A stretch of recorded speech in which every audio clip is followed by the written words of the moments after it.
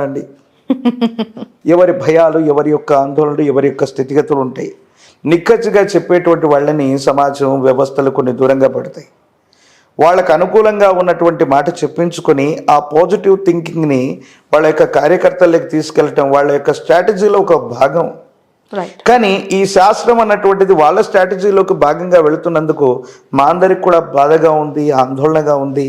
శాస్త్రాన్ని శాస్త్రంగా మనం చెప్పగలిగితే, మన 10 మంది కూడా ఒక్క వేదిక మీద మనం కూర్చోగలిగితే, ఉన్నది ఉన్నట్టుగా చెప్పగలిగితే, మీకెందుకు ఆ భావం అలా కనిపిస్తుంది, నాకెందుకు ఈ భావం ఇలా కనిపిస్తుందని మేము చర్చించుకోగలిగితే చాలా గౌరవప్రదమైనటువంటి వ్యవస్థ ఉంటుంది. నిజంగా అలాంటి సమైక్యత, ఐక్యత అస్ట్రాలజర్స్ అందరిలో రావాలనుకుంటాను. ఒకవేళ అటువంటి వ్యవస్థ గనక రాగలిగితే మాత్రం మొట్టమొదట వీళ్ళందరినీ సమన్వయం చేయడానికి నేను ముందు ఉంటాను. ఈ శాస్త్రాన్ని, గౌరవాన్ని పెంపొందించేటువంటి ప్రయత్నాన్ని తప్పకుండా నేను చేస్తాను. రైట్.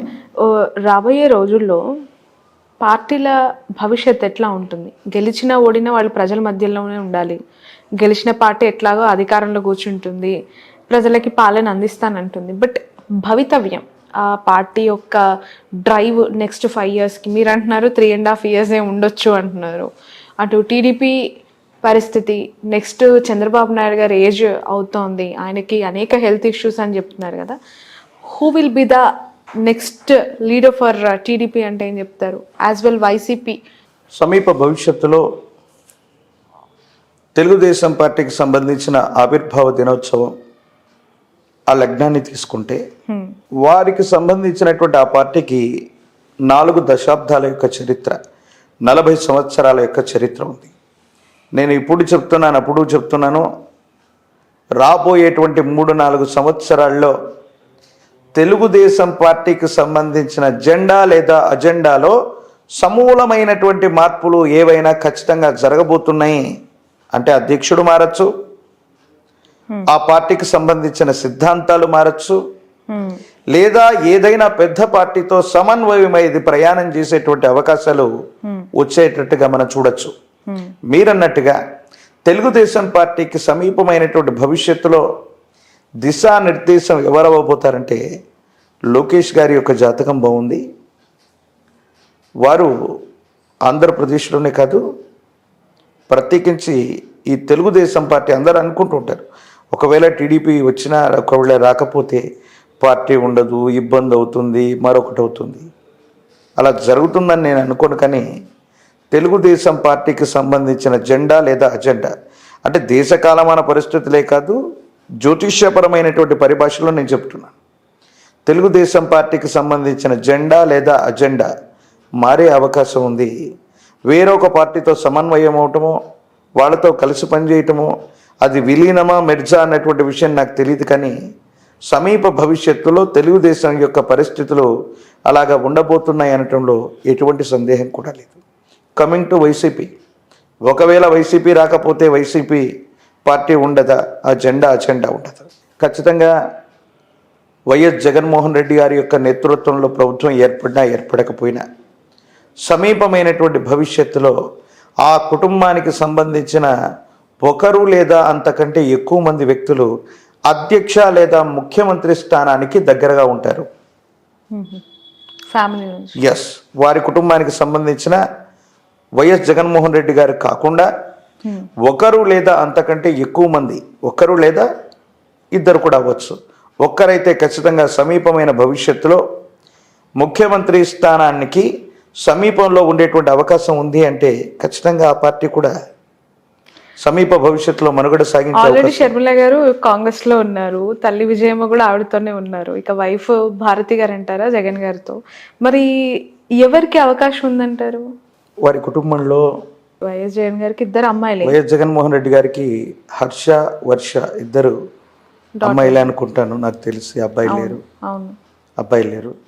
జగన్మోహన్ రెడ్డి గారు వారు ఉన్నంత వరకు నాకు తెలిసి ఆ ముఖ్యమంత్రి ఆ స్థాయిలో వారు ఉంటారు.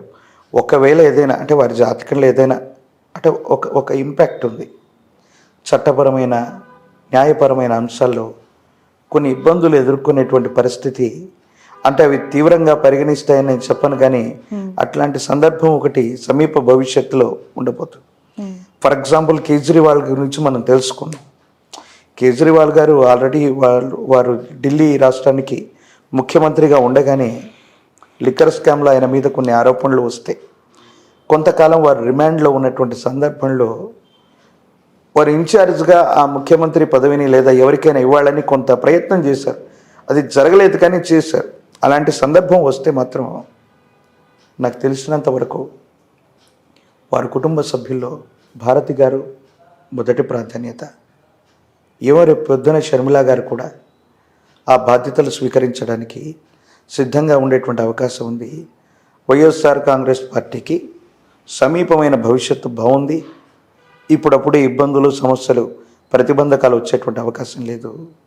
ఆ ముఖ్యమంత్రి అమాత్యుడు ఆ స్థాయిని తీసుకోవడానికి వారి కుటుంబ సభ్యులు సిద్ధంగా ఉంటారు. ఒకరు లేదా అంతకంటే ఎక్కువ మంది సమీప భవిష్యత్తులో ముఖ్యమంత్రులు లేదా ఆ స్థాయిని అలంకరించే అవకాశం కూడా లేకపోలేదు. ఇంత జరిగిన తర్వాత షర్మిల గారు మళ్ళీ దగ్గర అవుతారంటారా? ఆత్మ వై పుత్రనామ అసహి, తండ్రి యొక్క ఆత్మే కుమారుడిగా జన్మిస్తుందని చెప్తుంది శాస్త్రం. వైఎస్ రాజశేఖర రెడ్డి గారికి ఒకే ఒక అబ్బాయి వైఎస్ జగన్మోహన్ రెడ్డి గారు. ఇప్పుడు షర్మిల గారి గురించి అందరూ అనుకుంటున్నటువంటి మాట ఏంటో తెలుసా? ఇది మీడియా ముందు నేను చెప్పటం సంచలనం అవుతుందేమో నాకు తెలియదు. అందరూ అనుకుంటున్నటువంటి మాట, నాకు తెలియనిది చెప్పచ్చా?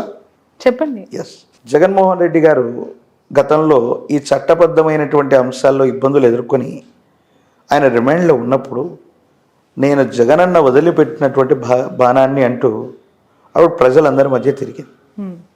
ఆవిడ లేకపోయింటే ఆ రోజు పార్టీ లేదు. ఏదో కారణంగా బాబాయ్ గారి హత్య జరిగినటువంటి తర్వాత అన్నయ్యకి దూరం అయింది. ఈరోజు ఆవిడే వెళ్ళి వైఎస్ అవినాష్ రెడ్డి గారి మీద కడప ఎంపీగా కంటెస్ట్ చేశారు. మంచి ఓట్స్ కూడా రావచ్చు, గెలుస్తుందని నేను చెప్పలేను, మంచి ఓట్స్ కూడా రావచ్చు, వస్తాయి కూడా. అందరూ అనుకుంటున్నటువంటిది ఏంటంటే వైఎస్ షర్మిల గారు కనుక సునీత గారితో లేకపోయి ఉంటే సునీత గారు తెలుగుదేశాన్ని ప్రత్యక్షంగా ఏమైనా సపోర్ట్ చేసి ఉండేవాళ్ళేమో. ఓకే. ఆ సందర్భంలో జగన్మోహన్ రెడ్డి గారికి విపరీతమైనటువంటి ఇబ్బంది ఎదుర్కొనేటువంటి పరిస్థితి. షర్మిల గారు ఏ ప్రణాళికతో అక్కడికి వెళ్ళారో సునీత గారిని తెలుగుదేశం పక్షం వైపు కాకుండా కాంగ్రెస్ వైపుగా మళ్లించారు. దేశ పరిస్థితులను బట్టి ఈరోజు బీజేపీ అందరూ అనుకుంటున్నారు చాలా సులభంగా హ్యూజ్ మెజార్టీతో 400 సీట్లు 500 సీట్లు, కానీ రేపు పొద్దున జరగకపోవచ్చు. సమీప భవిష్యత్తులో ఈరోజు బీజేపీ అధికారంలో ఉన్నా లేకపోయినా కాంగ్రెస్ పార్టీ మళ్ళీ ఈ భారతదేశ చరిత్రలో అతి సమీప భవిష్యత్తులో ప్రధానమంత్రిగా కొలువుదీరే అవకాశం. ఉత్తరాన ఉన్నట్టి వంశంబు దేశాన్ని పెక్కేండ్లు పరిపాలించేను, ఇది బ్రహ్మంగారి యొక్క కాలజ్ఞానంలోని వాక్యం. వారి కుటుంబ సభ్యుల్లో చివరి వంశాంకురం ఉన్నంత వరకు భారతదేశానికి అధ్యక్ష పీఠం లేదా ప్రధానమంత్రి స్థితిలో వాళ్ళే ఉంటారు. రేపు పొద్దున షర్మిల గారు సెంట్రల్లో ఉన్నటువంటి కాంగ్రెస్ పార్టీతో సత్సంబంధాలు ఏర్పడ్డటువంటి తర్వాత అన్నయ్యకి ఏదైనా ఆపదొస్తే సహాయం చేయదా?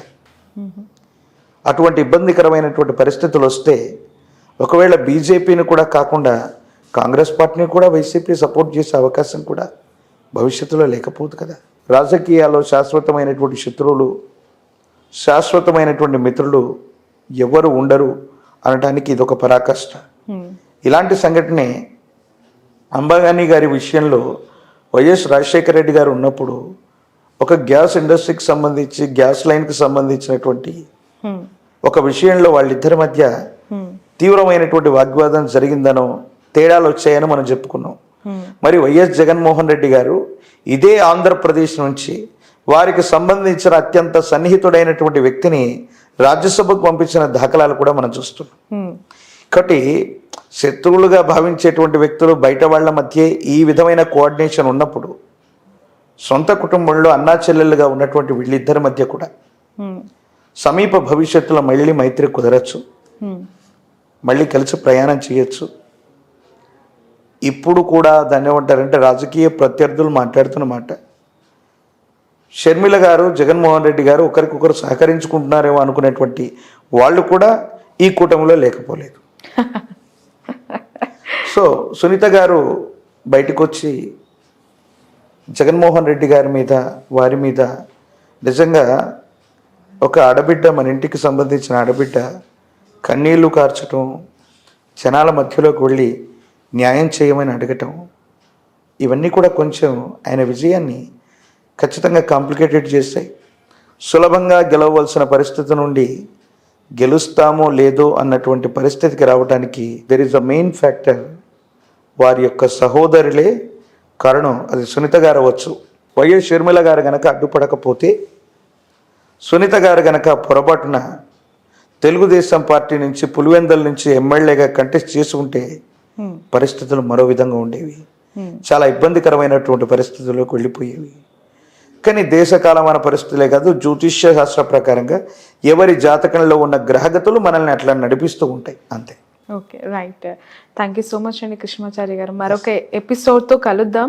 ప్యూర్లీ మీ ఆస్ట్రాలజీకి సంబంధించి అనేక విషయాలపైన, ఎందుకంటే ఇదంతా కూడా ఎలక్షన్ టైం, రిజల్ట్ టైం, అందరి ఫోకస్ కూడా పూర్తిగా రెండు తెలుగు రాష్ట్రాల్లోనే కాదు దేశం మొత్తం కూడా ఏ రాష్ట్రంలో ఎవరు గెలుస్తున్నారు, ఎన్ని సీట్లు వస్తున్నాయి, ఇదే పెద్ద క్యూరియస్. దట్టు ఇప్పుడు ఏపీ విషయానికి వస్తే టీడీపీ ఎన్డీఏతో అలానే ఉంది కాబట్టి ఎన్ని ఎంపీ సీట్లు ఇక్కడ వాళ్ళు కొట్టబోతున్నారు అనే ఒక ఉత్కంఠ కూడా కొనసాగుతోంది. Will catch you again. Thank you so much for your valuable time. జై వీరబ్రహ్మజీ. థ్యాంక్ యూ అమ్మా.